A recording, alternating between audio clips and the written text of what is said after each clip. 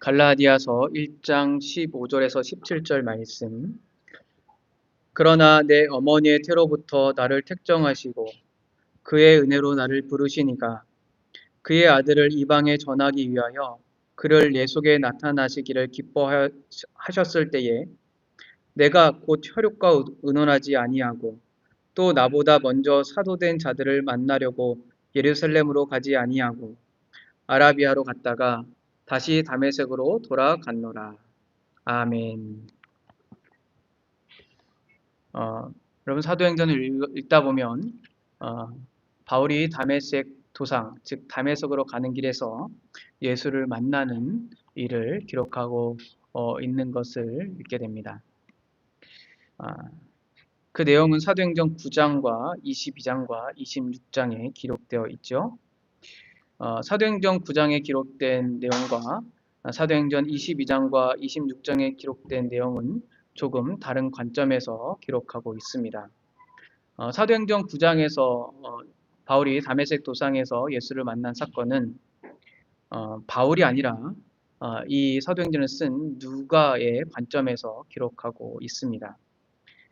이 사도행전 22장과 26장은 바울의 관점에서 이 다메섹 도상의 일들을 기록하고 있지요. 여러분이 조금 더 이제 사도행전을 통해서 다메섹 도상의 일들을 공부하고 배운다면 이 9장과 22장과 26장에 조금 차이가 있다라는 것을 발견하게 될 것이고 거기에 따른 다른 의미들이 우리에게 주어진다라는 것을 알게 될 것입니다. 사도행전 9장을 보면 유대교 열심히 있었던 바울은 대제사장에게 권한을 받아서 예수의 도를 따르는 자들을 결박하여 옥에 넘기고자 다메섹으로 향해 가고 있었습니다. 바울이 다메섹에 가까이 이르렀을 때 하늘에서 빛이 비추었습니다. 많은 사람들이 그 빛을 보았지요. 그때 바울은 땅에 엎드려지고 소리를 듣게 됩니다. 그 소리는 바울만 들었고 다른 사람은 듣지 못했죠. 사울아 사울아 내가 어찌하여 나를 책망하느냐. 이 소리를 들은 바울이 대답합니다. 주여 누구십니까? 바울은 이 음성을 주, 즉 하나님의 음성으로 여겼습니다. 그러자 주께서 말씀하십니다. 나는 내가 박해하는 예수라. 너는 일어나 시내로 들어가라. 이게 사도행전의 내용입니다. 이 사도행전 22장과 26장에서 이 시내로 들어가는 말씀에 대해서 바울은 자신의 경험을 더 구체적으로 말을 합니다. 일어나 다메섹으로 들어가라. 내가 해야 할 모든 것을 거기서 누가 말하여 줄 것이다. 라고 더 기록하고 있습니다. 26장에, 사도행전 26장에서는 일어나 너의 발로 서라.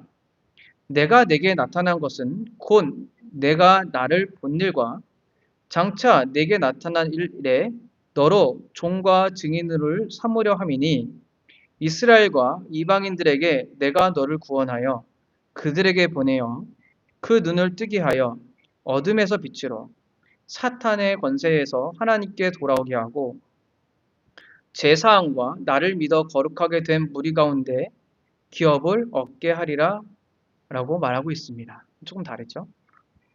더 구체적으로 이 일어나 시내로 가라는 말을 더 얘기하고 있습니다.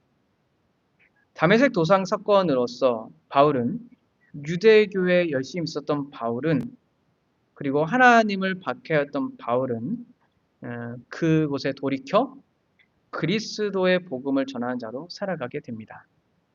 소위 이 다메섹 도상의 사건을 많은 사람들은 바울의 회심과 소명의 사건이다라고 말을 합니다. 이 바울의 회심과 소명의 사건에 대해서 갈라디아서에서 바울은 그것을 말을 하고 있죠. 12절에서 말을 합니다.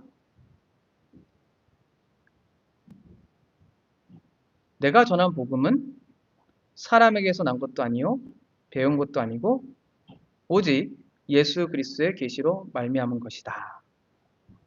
바울은 다메섹 도상에 있었던 이 사건을 예수 그리스도의 계시로 말미암아 복음을 받아들인 사건으로 갈라디아서에서 말을 하고 있습니다.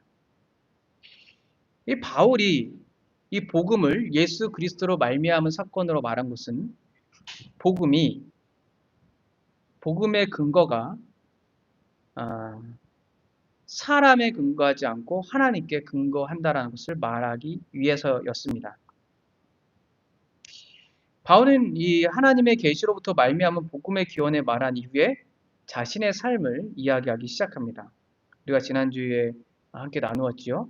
바울은 예수 그리스도를 믿기 전, 즉 복음을 받아들이기 전에 있었던 유대교의 생활에 대해서 말을 합니다. 이 바울이 유대교에 있었던 것은 갈라디아 교인들도 잘 알고 있었습니다. 바울은 유대교에 매우 열심히 있었습니다. 자신의 조상들의 전통에 대해서 열심히 있었습니다. 그래서 바울은 하나님의 교회를 핍박했던 것이죠. 이랬던 바울이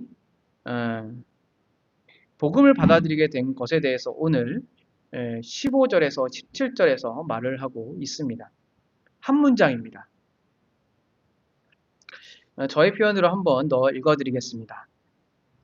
그러나 나의 어머니 태로부터 나를 따로 세우시고 그 은혜를 통하여 부르신 하나님이 그를 이방인 가운데 복음을 전하기 위하여 내 안에서 그의 아들을 나타내시기를 기뻐하셨을 때 곧장 나는 혈육과 의논하지 않았고 나보다 먼저 사도된 자들을 만나려고 예루살렘에 올라가지도 않았고 오히려 아라비아로 갔다가 다시 다메섹으로 돌아왔습니다. 오늘은 이 구절 중에서 이 전반부에 대한 내용만 설교할 것입니다.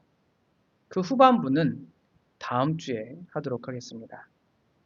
아무튼 이 한 문장에는 아주 중요한 문장입니다. 갈라디아서 1장 15절에서 17절은 바울을 이해하기도 매우 중요한 구절이기도 하고 또한 우리 신앙의 기초를 세우는 데 있어서 매우 중요한 구절이기도 합니다. 여러 가지 질문을 해볼 수 있습니다. 바울은 어떻게 그리스도의 복음을 따르게 되었습니까? 오늘 구절에서 우리는 하나님이 바울을 모태로부터 택정하시고 은혜로 부르셨기 때문입니다. 라고 대답할 수 있습니다. 바울이 하나님께 받은 그리스도의 계시는 무엇입니까? 바울이 하나님께 받은 그리스도의 계시는 바로 예수가 하나님의 아들이라는 것입니다.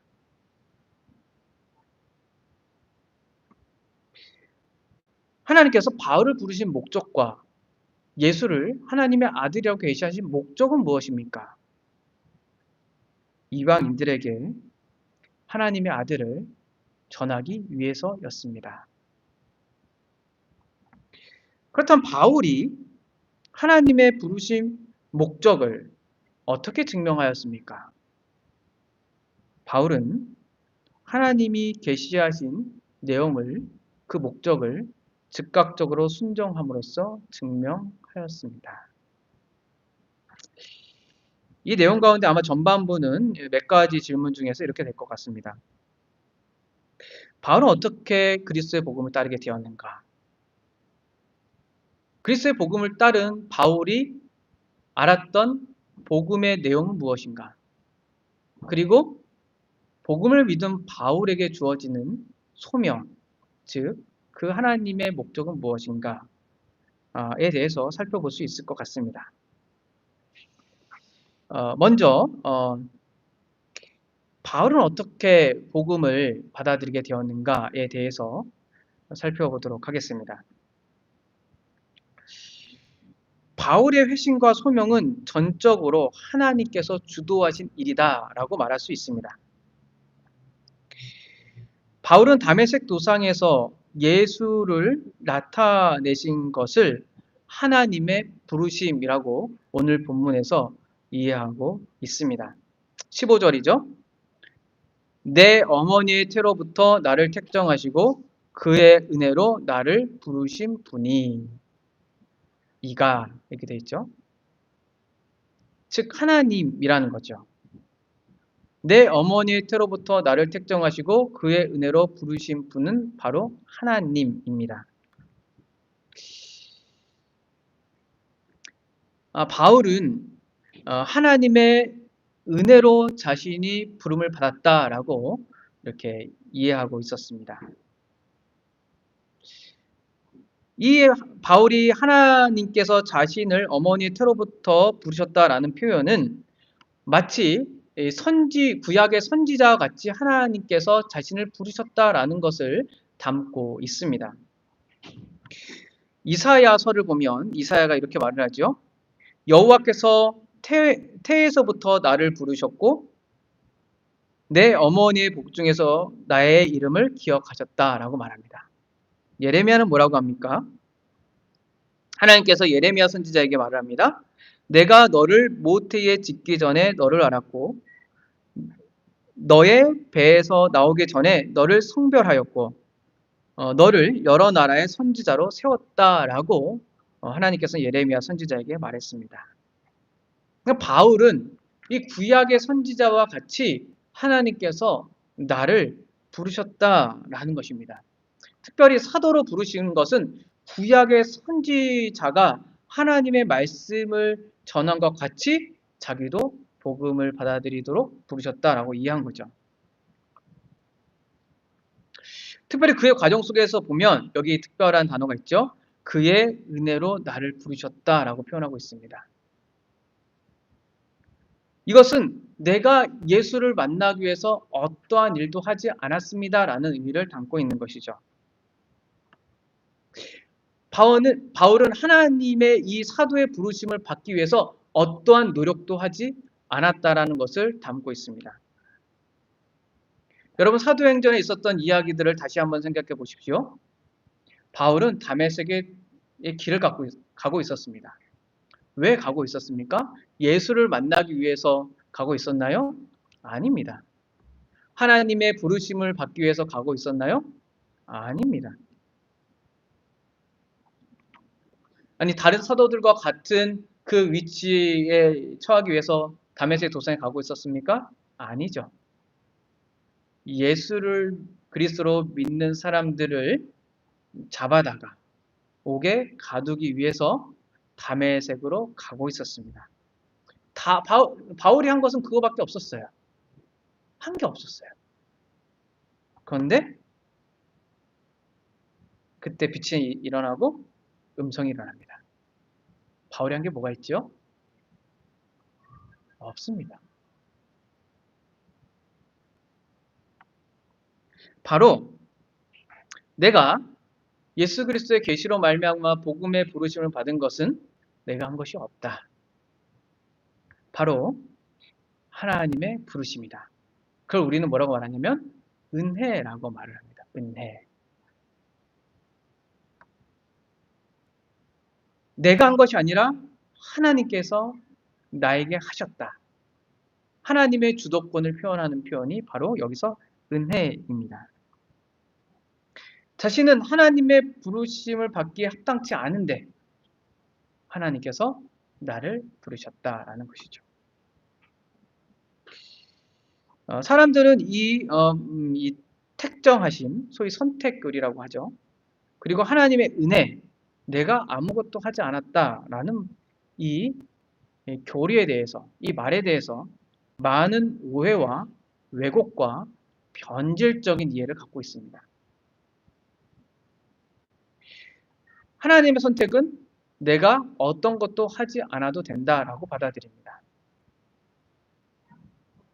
하나님의 은혜는 수동적입니다 라는 표현을 나는 아무것도 하지 않아도 됩니다 라고 받아들입니다.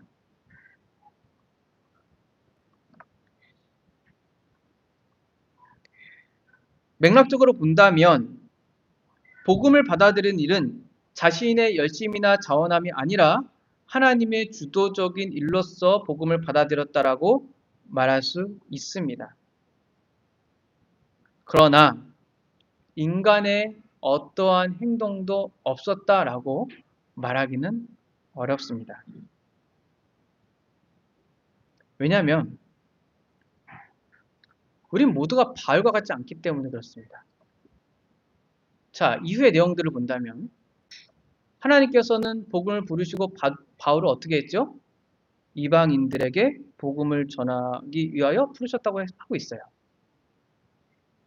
아니, 하나님이 바울처럼 모든 사람에게 바울에게 나타나신다면 바울을 이방인에게 복음을 전하는 사도로 세울 필요가 없었겠죠.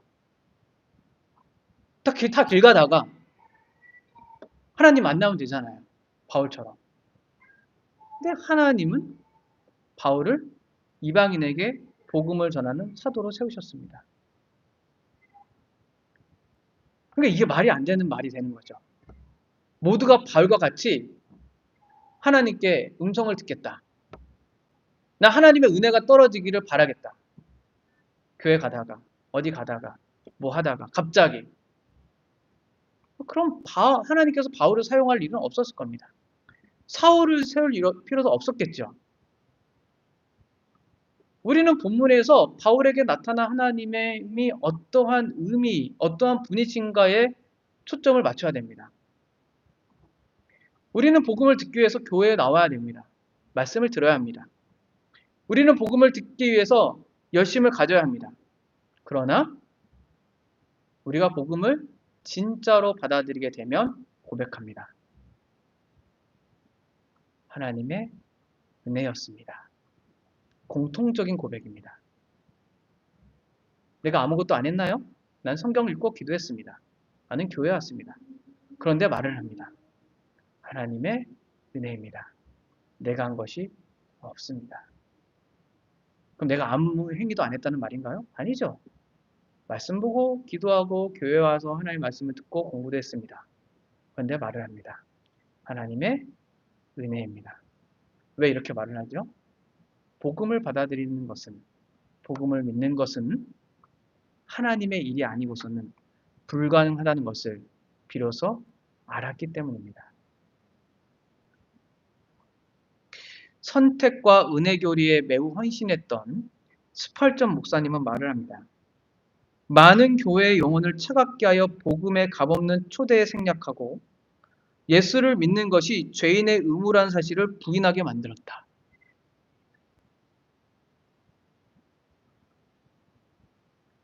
바울의 경험을 통해서 사람들이 말을 하는 거예요. 왜곡시키는 거죠. 선택과 은혜의 교리는 예수를 믿어야 될 우리의 죄인의 의무를 없애버리는 핑곗거리로 만듭니다. 바울은 지금 내가 예수를 안 믿었던 불신앙의 핑곗거리로 하나님이 나를 선택하셨고 나를 부르셨다는 것을 말하고 있지 않습니다. 다메섹 도상의 사건, 즉 예수를 만난 사건을 되돌아보면서 복음을 받아들인 사건을 되돌아보면서 고백하고 있는 것이죠. 하나님은 모태서부터 나를 선택하셨고 부르셨다. 이 선택의 교리는 우리 신앙에서 율법적인 요소를 제거하게 합니다. 그리고 복음을 따라서 하나님의 말씀을 쫓아 행하게 하죠. 다른 복음을 따르지 않게 하는 거죠. 참된 복음이 무엇인지를 근거하게 하는 것이 선택과 은혜의 교리입니다. 그런데 선택과 은혜의 교리를 자신의 신앙의 게으름이나 자신의 불신앙의 이유로 삼은 이러한 파렴치한 자들이 많이 있습니다. 성경을 왜곡하고 곡해하고 자기 나름대로의 불신앙과 신앙의 게으름에 핑곗거리를 삼는 거죠. 성경의 어느 구절을 여러분 읽어보십시오.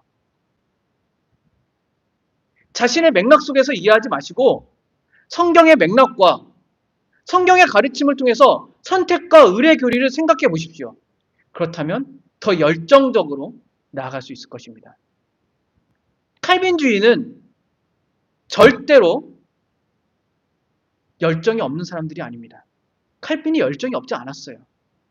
엄청 열정이 있었던 사람입니다. 그의 몸은 허약했지만 복음을 향하여서 얼마나 열정이 있는지 모릅니다. 그의 전기를 읽어보십시오. 스펄전이요? 얼마나 열정이 있는지 모릅니다. 장로교회 목사들 역사를 보십시오. 그렇게 열정이 있었던 사람들이 없습니다. 그 열정으로 5년 동안 웨스트민스터 신앙고백서를 작성한 거 아니겠습니까? 그런데 많은 사람들이 이 선택과 은혜의 교리를 오용하고 왜곡합니다. 여러분, 누구의 부르심을 받으셨습니까? 어떻게 복음을 믿게 되었습니까? 은혜 아닙니까? 하나님의 부르심 아닙니까? 그럼 우리의 삶은 지금 어떠한가요? 만약 여러분이 신앙생활에 열정이 식었다면, 신앙에 게으름이 있다면, 이 하나님의 은혜와 부르심의 이 깊은 말씀들을 마음에 담아 보십시오. 우리의 삶은 반드시 바뀔 겁니다. 절대 은혜와 선택의 교리를 우리의 불신앙이나 우리의 게으름으로 핑계두지 마십시오. 그거는 마치 갈라디아서에서 참된 복음을 다른 복음으로 변질하는 것과 같습니다.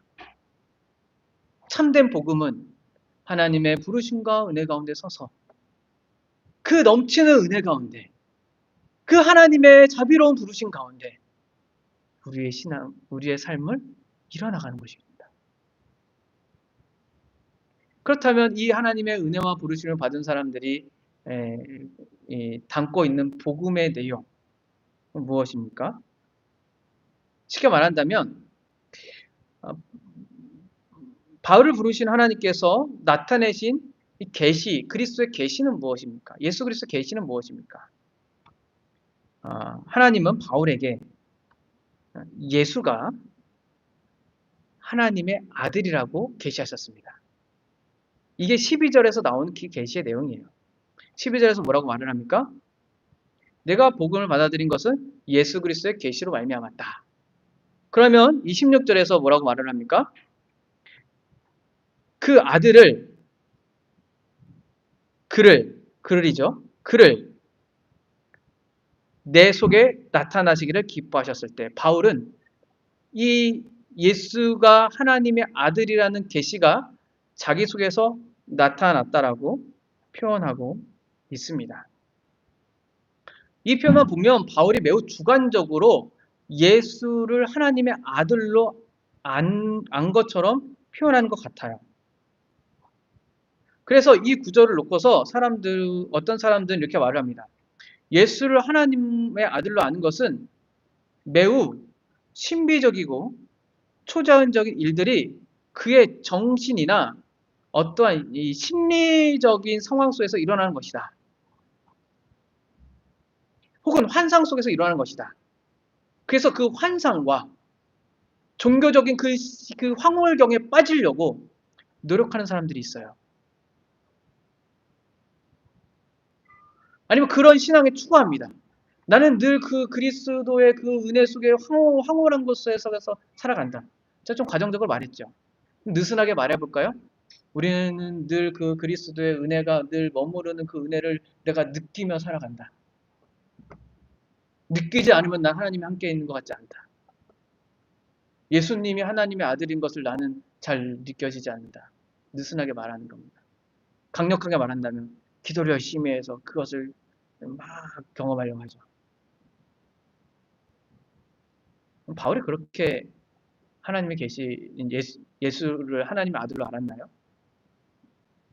그렇지 않았잖아요. 바울이 경험하는 이 예수가 하나님의 아들인 계시를 다른 이 바울이 서신서에 보면 이렇게 나옵니다. 바울은 고린도서 15장에서 다른 사도들에게 보이셨던 예수 그리스도가 자신에게 보였다라고 말을 합니다. 또 이렇게 어떻게 말하냐면 내가 자유인이 아니냐? 예수 우리 주를 내가 보지 못하였느냐라고 말합니다. 고린도전서에서. 그러면 바울이 다메섹 도상에서 예수님을 만난 경험은 바울이 어떤 경험과 동일시하고 있냐면 살아생전에 예수님을 경험하고 부활하여서 예수님을 보았던 이 사도들과 같은 경험을 나는 지금 하고 있다고 여긴 거예요. 그러면 사도들이 보았던 예수는 객관적인 실체입니까? 주관적으로 환상 가운데 있었던 분입니까? 객관적이신 분이죠. 실제로 십자가에 죽으시고 실제로 부활하신 분인 거예요. 바울은 지금 예수를 경험한 것이 그 사도들이 보았던 경험과 동일한 경험이라고 여기고 있는 거예요. 그러면 이게 주관적인 경험입니까? 객관적인 경험입니까? 객관적인 경험이죠. 객관성을 갖고 있다고요. 기독교 신앙은. 근데 사람들이 주관성만 강조를 해요. 예수를 하나님의 아들로 믿는 것은 객관적인 사실입니다. 우리가 지금 복음을 받아들이는 객관적인 사실을 받아들이는 거라고요. 그런데 바울은 동시에 주관성도 말을 합니다. 고린도후서 4장을 보면 하나님께서 예수 그리스도의 얼굴에 있는 하나님의 영광을 아는 빛을 우리 마음에 비추었다라고 말합니다. 주관성이죠. 그럼 복음을 경험한다는 건 어떻게 이해될 수 있죠? 객관성과 주관성을 모두 다 경험한다. 주관성만 있는 것도 복음을 경험하는 것이 아니고 객관성적으로만 남는 것도 복음을 경험한 것이 아니고 객관적인 예수 그리스도에 대한 내용들이 나에게 실제적으로 주관적인 사실로 경험적인 사실로 이루어지는 거죠. 그게 복음을 받아들이는 일입니다. 그러니까 바울에게 있어서 복음을 믿는 것은 객관적인 사건인 동시에 주관적인 사건이었던 것이죠. 그것을 바울은 고린도전서 2장 10절에서 다음과 같이 말을 합니다.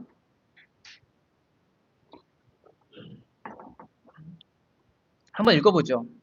고린도전서 2장 10절.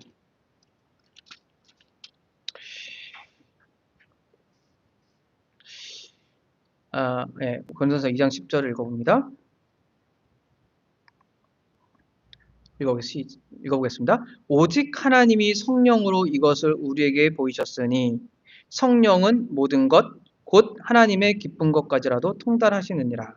여기서 사람들은 성령에 대한 강조를 하지만 함께 무엇을 봐야 됩니까? 이것들이 무엇입니까? 이것들이 뭐예요? 예수 그리스도가 우리의 하나님의 능력이요 하나님의 지혜가 된다는 겁니다. 그럼 예수 그리스도가 하나님의 능력이 지혜가 된다는 것을 앞에서 뭐라고 말하고 있나요? 십자가의 도. 그렇다면 이렇게 이해할 수 있겠죠. 바울의 객관성은 예수 그리스도의 죽으심과 부활하심에 있는 것이고 주관성은 성령에 있는 것입니다. 우리는 그것을 갈라디아서에서도 보게 돼요. 갈라디아서 4장 6절에 하나님이 그의 아들의 영을 우리 마음 가운데 보내셨다 라고 말을 하고 있습니다. 그러니까 우리의 주관성은 우리가 만들어내는 게 아닌 거예요. 성령이 이른 것이죠. 그러니까 우리는 어떻게 이해됩니까? 지금 우리는 어떻게 이해됩니까? 그러면 예수님이 없잖아요. 우리 예수님 어디서 발견해요? 성경에서요. 객관적인 사실이죠. 이 객관적인 사실을 배제하고 신앙생활할 수 없습니다. 동시에 그럼 우리 마음에 참된 이 실제적 경험은 무엇으로 됩니까? 주관성은 성령으로요. 그럼 성령을 배제할 수 없죠. 그러니까 우리는 말씀과 성령을 같이 엮어서 늘 생각하지 않습니까?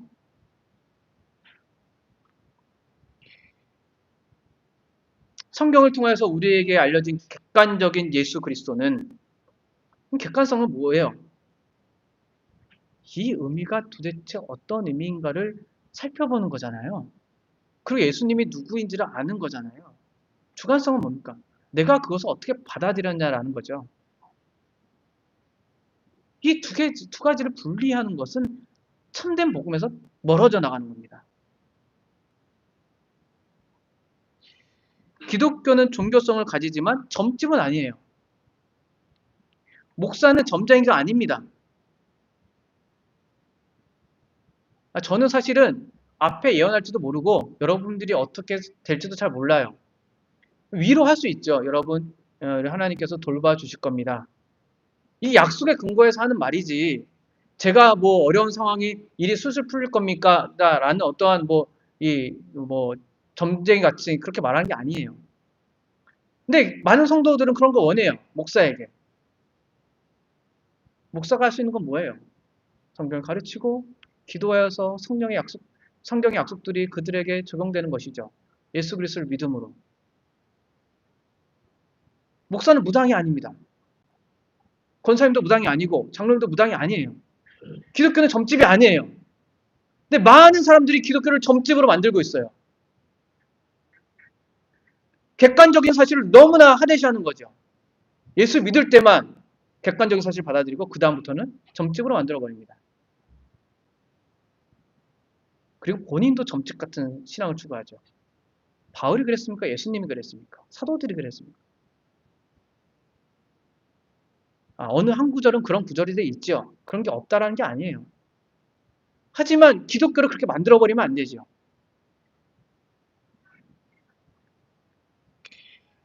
신비적인 체험이 없다라고 부정할 수는 없습니다. 신비적인 체험이 있습니다.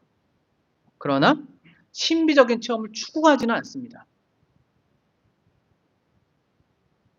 신앙이 경험되는 것이 신비적인 체험을 추구하는 것이 신앙은 아니라는 거예요.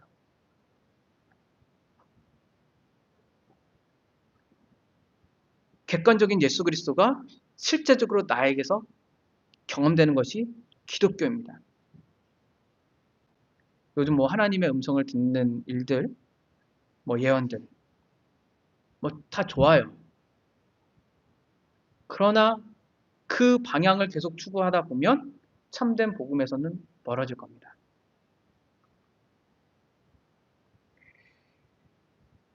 기독교는 그리스도의 말씀을 통하여 예수 그리스도를 배우고 믿음으로 받아들여서 성령의 일을 경험하는 것입니다. 윌리엄 퍼킨슨이라는 사람이 이렇게 말했어요. 청교도인데 하나님의 책으로부터 그리스도를 영적으로 배우지 아니하면, 참 재미있는 표현이죠. 하나님의 말씀을 우리가 지식적으로 배우는 것을 영적으로 배운다고 표현하고 있어요. 그럼 영적인 게 무엇입니까 도대체?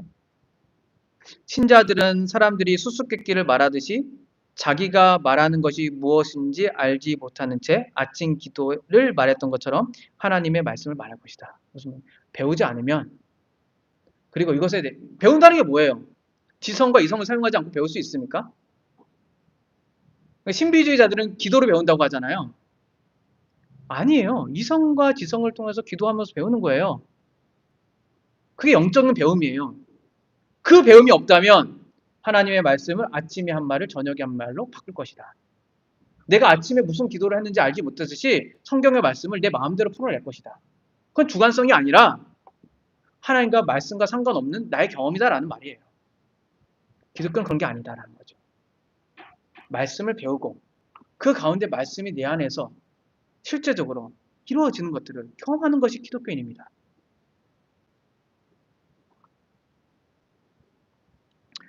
그러면 무엇을 배워야 하는가? 복음의 내용이 무엇인지 알아야 되잖아요.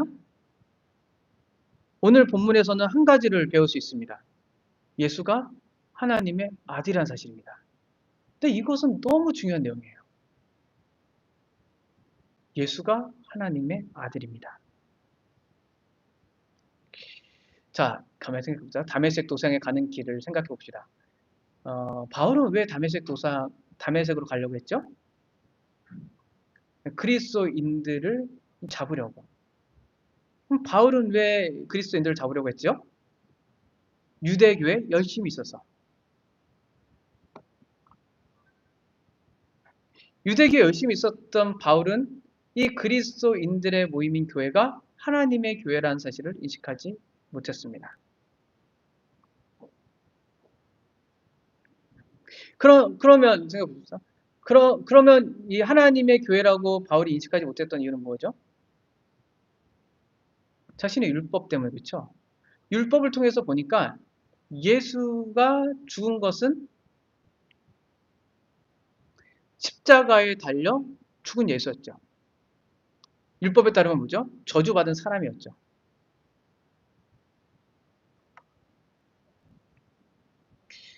그러니까 바울은 유대교의 전통에 따라서 예수가 하나님의 저주를 받은 사람이라고 생각했기 때문에 그 예수를 믿는 사람들은 하나님의 저주를 받은 사람인 거죠.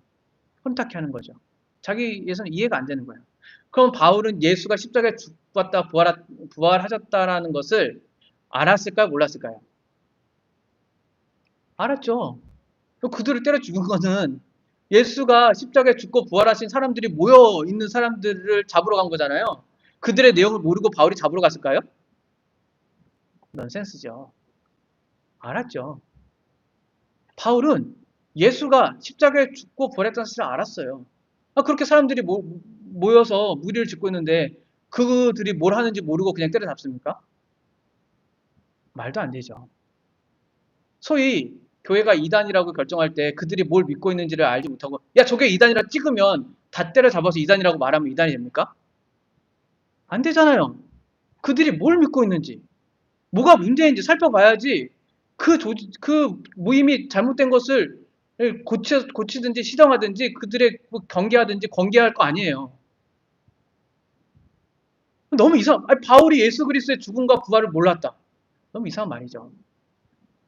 알았죠. 문제는 뭐였죠? 그것을 자신이 갖고 있는 율법으로 해석했기 때문에 예수님은 그리스도를 받아들일 수 없었던 것이죠. 그런데 바울이 다메섹소에서 어떤 걸 깨닫게 되죠? 예수가 하나님의 아들이라는 걸 깨닫게 됩니다. 와, 이건 놀라운 일인 거예요.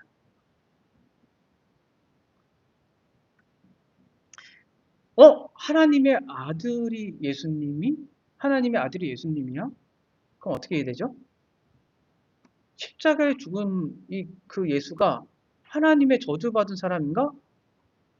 그게 맞아? 다시 생각하게 되겠죠. 그렇지 않겠어요? 하나님의 아들이 하나님의 저주를 받겠습니까? 이건 뭔가 율법으로 판단했던 나의 생각이 잘못됐다라고 생각했겠죠. 바울이 십자가에 죽으신 예수를 다시 해석합니다. 갈라디아 3장 13절을 보면 그리스도께서 우리를 위하여 저주를 받은 바 되사 율법의 저주에서 우리를 속량하셨으니 기록된 바 나무에 달린 자마다 저주 아래 있는 자라 하였습니다. 비로소 바울은 십자가에 달린 예수가 우리를 위하여 저주를 받은 것이라고 이야기됩니다.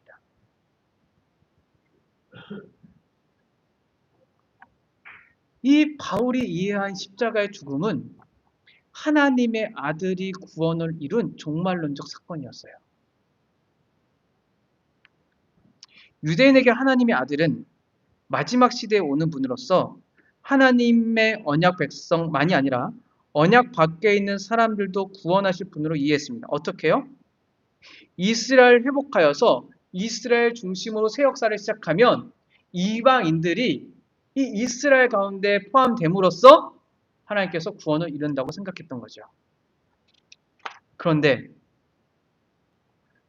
생각해 보세요. 유대인인 바울은 그 랍비였던 바울은 이 구원을 이룬 하나님의 아들에 대해서 알고 있었어요. 기다리고 있었죠. 그런데 예수가 하나님의 아들이라고 합니다. 그런데 하나님의 아들인 예수는 죽었다 부활했잖아요. 그럼 십자가의 죽음과 부활의 사건은 어떻게 이해되죠? 하나님의 종말론적 구원의 성취가 예수를 통해서 이루어졌구나라는 걸 이해되는 거예요. 놀라운 일이죠. 단순히 저주받은 한 인간이 아니라 이 종말의 시대에 하나님께서 구원하실 하나님의 아들이 예수구나라는 것을 이해되는 거죠. 그럼 십자가의 죽음과 부활은 무엇이죠? 하나님이 구원하는 방식이고 일이었던 거죠. 구원의 시대가 시작된 겁니다. 바울은 종말을 기대하고 있었는데 예수님이 하나님의 아들이시라는 사실 때문에 이미 종말이 시작되었고 이미 종말 가운데 구원은 시작되었고 그 일이 예수를 통해서 이루어졌다는 것을 믿게 된 거죠. 그러면 어떻게 됩니까? 율법의 중심의 삶에서 메시아가 왔으니까 복음을 중심으로 살게 됩니다. 율법으로 그리스도를 해석하기 시작했는데 이제 이 하나님의 아들인 예수님을 중심으로 십자가 죽음을 해석하니까 복음을 받아들이고 복음을 중심으로 삶을 살아가게 되는 거죠. 그러니까 그의 삶이 완전히 바뀌는 거죠.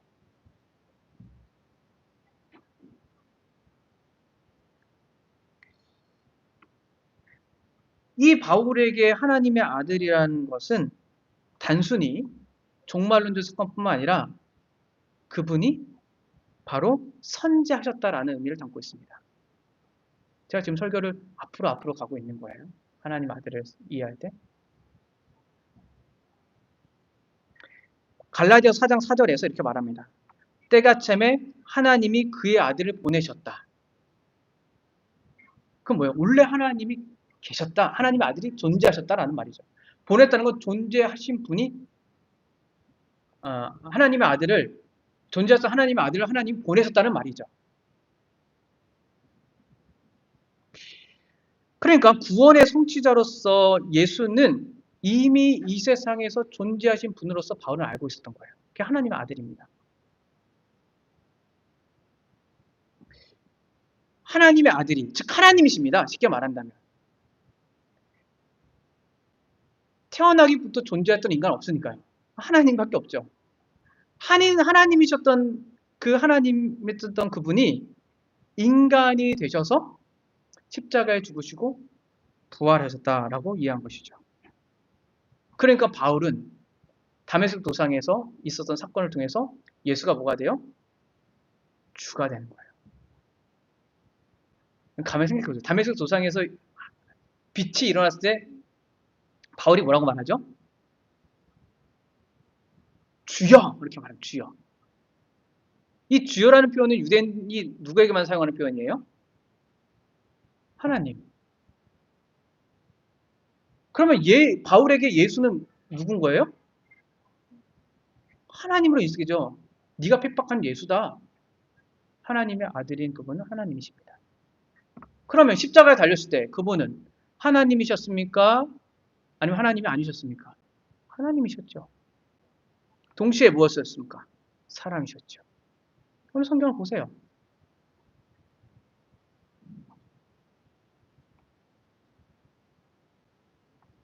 그러면 이게 이렇게 말을 합니다. 하나님께서 능력을 하지 않았다. 여러분 생각해 보세요. 하나님의 능력을 행하지 않으면 지금 이 세상에 질서가 유지됩니까? 유지되지 않습니까? 쉽게 설명해 드릴게요. 유지가 돼요? 안 돼요? 안 되죠. 하나님은 한 번도 능력을 사용하지 않으면 그건 하나님이 아닙니다. 그러니까 예수가 하나님이라는 것은 창세 전부터 하나님이셨고 이 땅에 오셔서 하나님이시고 승천하셔도 하나님이신 거예요. 그런데 이 땅에 오실 때 육신의 몸을 입었으니까 우리가 이해가 안 되는 거죠. 우리 몸으로 이해가 안 돼요. 우리는 유한적이니까요. 그런데 하나님이신 그분이, 하나님의 아들이신 그분이 인간에서 죽었다. 이해가 됩니까? 안 되잖아요. 우리 머릿속에 이해가 안 되잖아요. 그러니까 복음을 믿는 것은 이성적으로 이해가 되지 않기 때문에 하나님의 부르심과 은혜 아니고서는 믿을 수가 없는 거예요. 그러니까 십자가에 죽으신 예수님을 다시 해석하니까 바울에게는 뭐가 되는 거예요? 그리스도가 되는 거죠. 하나님의 아들이신 그분이 인간이 되신 그 예수라는 그분이 죽으셨다는 그 사실은 나에게 구원을 이루시는 메시아니까 그리스도가 되는 것이고 그분은 하나님의 아들이시니까 나의 주가 되시죠. 동시에 구속하셨으니까 구속주가 되는 겁니다. 주 예수 그리스도. 예수는 하나님의 아들이시라는 사실 때문에 그렇습니다. 예수가 하나님의 아들이라는 사실을 빼보세요. 뭐가 남습니까?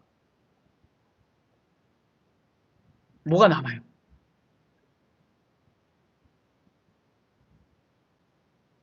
복음을 복음이라고 말할 수 있습니까?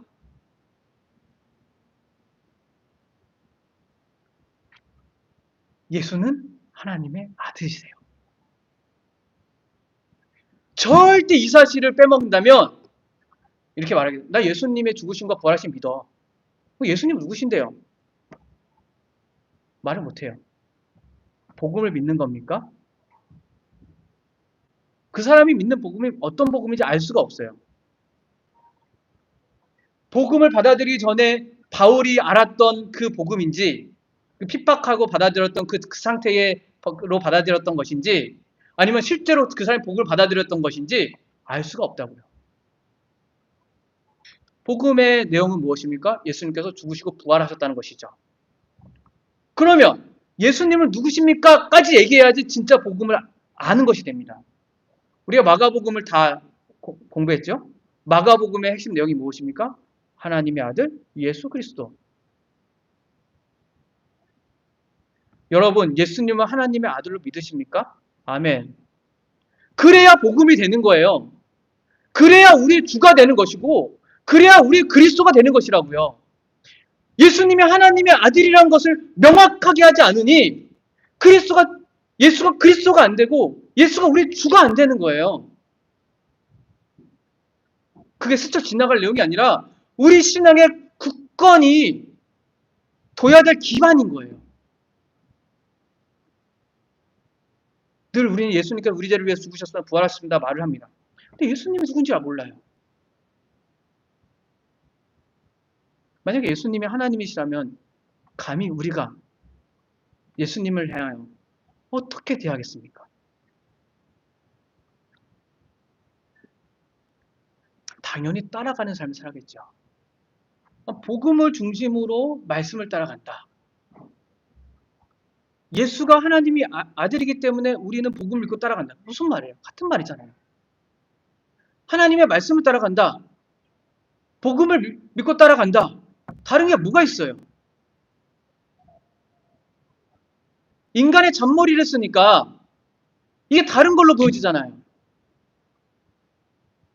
예수가 하나님의 아들이신데 예수께서 하신 말씀과 하나님께서 하신 말씀이 다르다면 구약과 신약을 나누자는 말입니까? 안 되잖아요, 말이. 그리스도인의 삶으로서 말씀을 따라가는 것은 예수를 하나님의 아들로 믿고 살아가는 복음으로 살아간다는 말과 달라지면 안 되는 거예요. 근데 사람들이 분리를 해버리잖아요. 하나님의 아들 예수를 믿고 나는 구원받았으니까 이제 나는 하나님의 말씀 따라 살아가면 돼. 아니 왜 이제예요? 하나님의 말씀을 따라 살아가는 것이 시작됐기 때문에 쭉 하나님의 말씀을 따라 복음을 따라 살아가는 것이 하나님의 말씀을 따라 살아가는 거죠. 왜 구원과 삶을 나눕니까? 바울이 그랬습니까? 예수님이 그렇게 가르쳤습니까?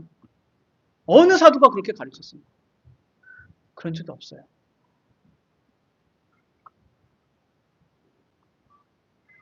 피츠 마이어라는 사람은 이 예수가 하나님의 아들이라는 이 복음의 내용을 근거하여서 복음의 6가지의 특징을 말을 합니다. 첫째, 복음은 종말론적 계시로서 이전에 알려지지 않았던 구속의 방식을 드러내서 말한 것입니다. 그러니까 복음을 받아들인 것은 뭐예요? 우리가 종말론적인 구원을 받았다라는 거예요. 이미와 아직이라고 표현하기도 하죠. 바울은 갈라디아서 1장 4절에서 말을 합니다. 그리스도께서 이 악한 세대에서 우리를 건지시려고 우리 죄를 위하여 자기 몸을 주셨다. 종말론적인 구원의 표현이잖아요. 우리 공부했잖아요. 살펴봤잖아요. 그리스도의 죽음은 하나님의 아들의 죽음으로써 이 악한 세대에서 우리를 건져내신 종말론적인 구원입니다. 둘째, 종말론적인 계시로서 복음은 갑자기 생겨난 것이 아니라 구약으로부터 이어져 내려온 복음이었습니다. 갈라디아서 3장 10절을 보면 이 약속들은 아브라함과 그의 자손들에게 말씀하신 것이다 라고 말을 하고 있습니다. 그렇죠? 셋째, 복음은 개인적이거나 주관적인 간증이 아니라 그리스도 안에 나타난 하나님의 구원 사역을 전달하였습니다. 갈라디아서 6장 18절에 우리 주 예수 그리스도의 은혜가 너에게 있을 것이다. 어떻게 은혜가 있습니까? 복음을 들음으로, 복음을 읽음으로 우리에게 은혜가 주어지는 거예요. 그러니까 은혜로 우리가 살아간다. 복음을 늘 기억하며 살아간다는 거죠. 하나님의 말씀을 복음을 중심으로 놓고 살아가느냐, 율법을 놓고 살아가는 건 차이가 많이 있습니다. 복음을 놓고 은혜에 따라서 하나님의 말씀을 쫓아 살아가는 거죠. 넷째, 복음은 어떤 경우에도 변질이나 오염을 용납하지 않습니다. 바울은 말을 합니다. 다른 복음을 전하는 자들에게는 저주가 있을 것이다. 우리는 사람들을 사랑해야 되지만 복음에 명확하게 해야 됩니다. 다섯째, 복음은 그리스도 예수를 믿음으로 우리도 하나님의 아들로 받아들이게 됩니다. 율법 아래 있는 자들을 속량하시고 우리로 그의 아들의 명분을 얻게 하셨습니다. 갈라디아서 4장 5절입니다. 마지막으로 여섯 번째입니다. 복음은 단순히 암기할 공식 같은 것이 아니라 우리의 삶의 중심을 이끌어갈 역동적인 힘입니다. 중요한 내용이죠. 갈라디아서 2장 20절 그 유명한 구절 한번 읽어보겠습니다. 함께 있습니다. 한 장만 읽으면 되니까. 내가 그리스도와 함께 십자가에 못 박혔나니 그런즉 이제는 내가 사는 것이 아니요 오직 내 안에 그리스도께서 사신 것이라. 이제 내가 육체 가운데 사는 것은 나를 사랑하사 나를 위하여 자기 자신을 버리신 하나님의 아들을 믿는 믿음 안에서 사는 것이라. 뭐라고요? 하나님의 아들을 믿는 믿음 안에서 사는 것이라. 무엇으로 살겠습니까, 우리가? 이 역동성이 이제 경험되십니까? 바울의 말에서 예수는 하나님의 아들이다. 이 말을 받아들이면 그 믿음으로 받아들이는 거잖아요. 그럼 우리 삶이 역동적으로 바뀐다고요. 이게 막 기대와 막 그 기대감으로 그 흥분에 차지 않습니까? 왜 우리가 왜 역동적이지 못합니까? 복음이 있는데. 복음을 믿음으로 받아들이지 않으니까 역동성이 떨어지는 거잖아요. 왜 신앙이 역동성이 없어요? 신앙이 역동성이 엄청 많죠. 나이가 들건 나이가 어리건 이 하나님에 대한 이 열정들이 얼마나 많이 있겠습니까?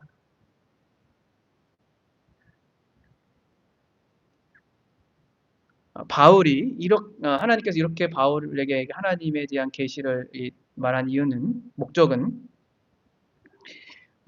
하나님의 아들을 이방에 전하기 위한 것이라고 하였습니다. 분명히 말해요. 여기서 복음의 내용이 분명히 말하죠. 복음은 예수가 하나님의 아들이라는 내용을 담고 있어야 된다는 거예요. 바울이 전한 복음은 뭐예요? 하나님의 아들이 예수다. 예수가 하나님의 아들이다. 라는 것을 전하기 위해서 불렀다라고 말하잖아요. 그러니까 복음을 전하는 이 메신저는 분명한 인식을 갖고 있어요. 예수는 하나님의 아들이십니다. 십자가에 죽으시고 부활하신 예수는 하나님의 아들이십니다. 바울을 부르신 목적이잖아요. 그래서 바울이 어떻게 말을 합니까? 갈라디아서 1장 7절에서 그리스도의 복음을 로마서에서는 하나님의 아들의 복음이라까지도 말을 해요. 그리스도의 복음과 하나님의 아들의 복음은 다른 복음이 아닌 거죠.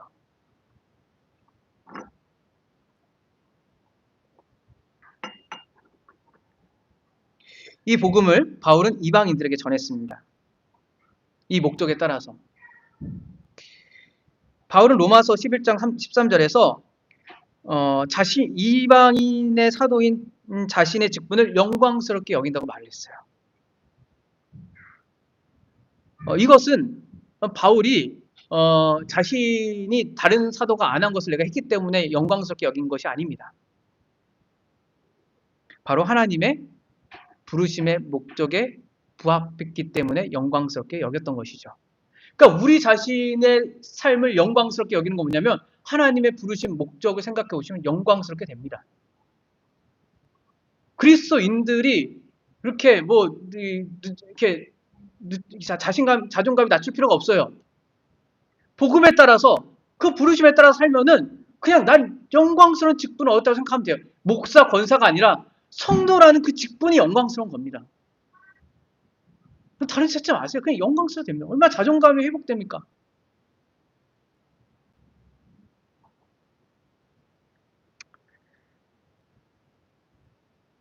바울이 이 영광스럽게 여겼던 것은 유대인에게는 이제 나는 이제 유대인은 필요 없다라고 의미한 것이 아닙니다. 바울은 사도행전을 복음 전할 때 유대인에게 전했었죠? 알고 계시죠? 유대인에게 복음 전했어요. 유대인에게 복음 전했다고요. 바울은. 유대인을 무시하지 않았어요. 유대인은 너 이제 난 전하지 않겠어 라고 말하지 않았어요. 그리고 로마서에 보면 바울은 자신의 형제 고륙 친척을 위해서 자신이 저주를 받아 그리스도에게 끊어지기까지 유대인들을 사랑했어요. 마음에 품었다고요. 바울이 이방인들에게 복음을 전한 것은 유대인은 이제 하나님의 백성으로서 제외됐다라는 의미가 아닙니다. 하나님의 경륜 속에서, 이 종말론적 구원 사역 속에서 바울은 그리스도 예수의 죽으심과 부활하신 그 복음이 유대인들뿐만 아니라 이방에게도 널리 알려져야 되겠다. 그래서 교회가 이루어진다라는 것을 알았기 때문입니다. 무엇을 근거로요? 예수는 하나님의 아들이라는 근거로요. 그러니까 우리도 지금 교회를 이루고 있는 게 이 하나님의 경륜과 구속의 역사 때문 아닙니까? 어떻게 우리가 복음을 받아들였겠어요?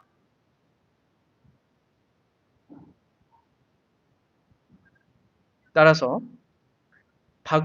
바울이 이방인들에게 복음을 전한 것은 바로 예수가 하나님의 아들이라는 이 복음의 내용 때문이었습니다. 그러니까 우리가 복음을 전한 이유 무엇입니까? 수많은 이유들도 있을 수 있어요. 그러나 오늘 본문에 한정되어서 적용한다면 예수가 하나님의 아들이라면 내 이웃, 내 주위 사람들 복음을 전하지 않을 이유가 없죠. 하나님의 구원의 경륜이 그러한데요.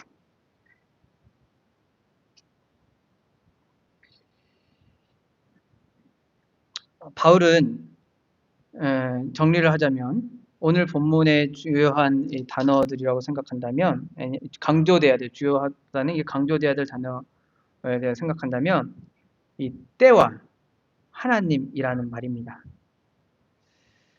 바울은 13절과 13절에서 자신이 유대교에 있었을 때의 모습을 내가 한 열심이라고 말을 했습니다.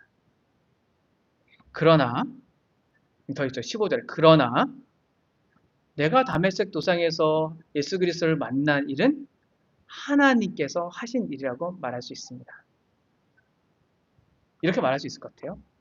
복음을 믿기 전에는 나의 열심으로 살았다면 복음을 믿을 때는 하나님의 열심으로 믿게 된다. 이 하나님의 열심이란 건 뭐예요? 하나님을 향한 열심이 아니라 하나님이 우리에게 하시는 열심이란 말이에요. 근데 어떤 사람이 하나님 열심이라고 생각하니까 내가 하나님한테 열심을 냈다 이렇게 표현하는데 하나님이 주체가 되어서 나에게 그 일을 행했다는 표현을 하나님의 열심이라고 표현하고 있는 겁니다. 이 하나님의 열심을 경험하셨습니까? 이 복음을 믿는다는 거 이 하나님의 열심을 경험하는 겁니다.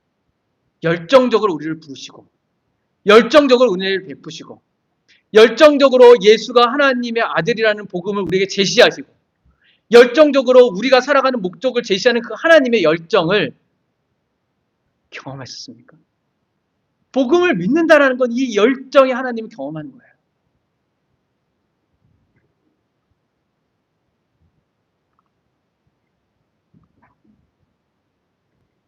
복음은 하나님의 은혜로운 행위입니다. 인간의 노력이나 인간의 공로나 인간의 노력의 선물이 아닙니다. 우리가 복음을 받아들인 것은 하나님의 은혜에 따른 것입니다. 하나님의 부르심에 따른 것입니다. 우리가 받아들인 복음은 무엇입니까? 하나님의 아들이신 예수께서 십자가에 죽으시고 부활하셔서 우리의 그리스도가 되셨습니다. 나는 그것을 믿습니다.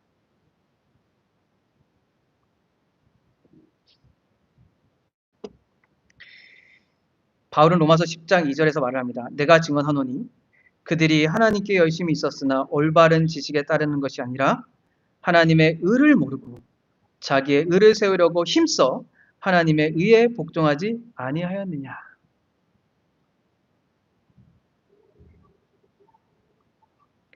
올바른 지식이 아닌 하나님의 열심은 자기의 의를 세울 뿐입니다. 여러분 신앙에 열심히 있으십시오. 그러나 올바른 지식에 열심히 있으십시오. 여기서 올바른 지식이란 무엇입니까? 복음이 무엇인지를 아는 것입니다. 오늘 본문을 한다면 복음은 무엇입니까? 예수가 하나님의 아들이시다라는 거예요. 그 지식 가운데 예수의 죽음과 부활을 이해해 보십시오.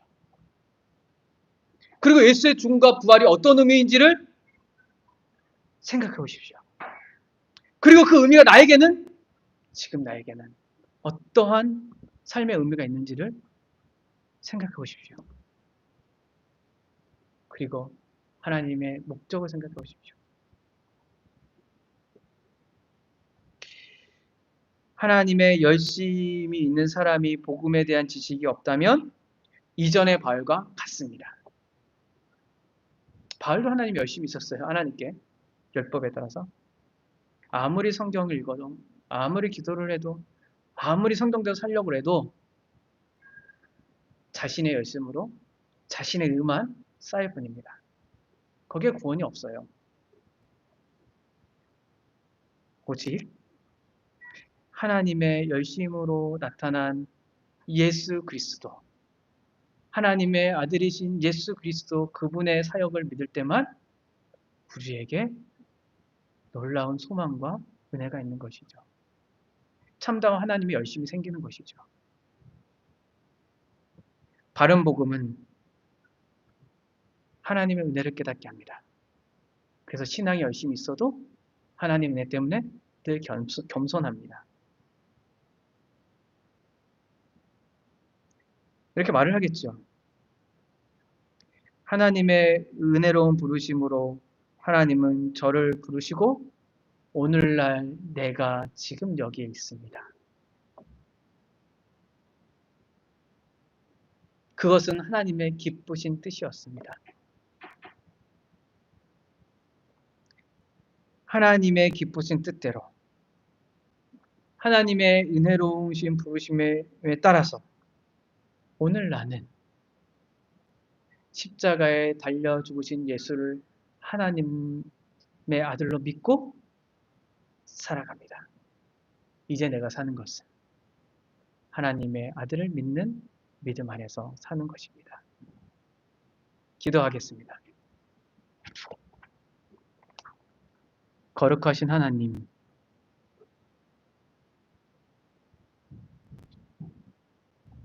이전의 삶과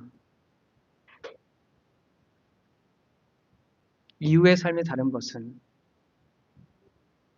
하나님의 열심으로 우리가 복음을 받아들이고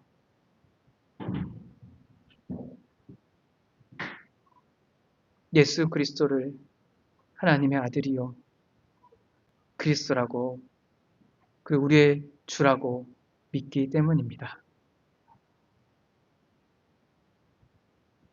우리 주 예수 그리스도께서는 하나님의 아들이신 예수 그리스도께서는 우리의 죄를 위하여 죽으시고 부활하셨습니다.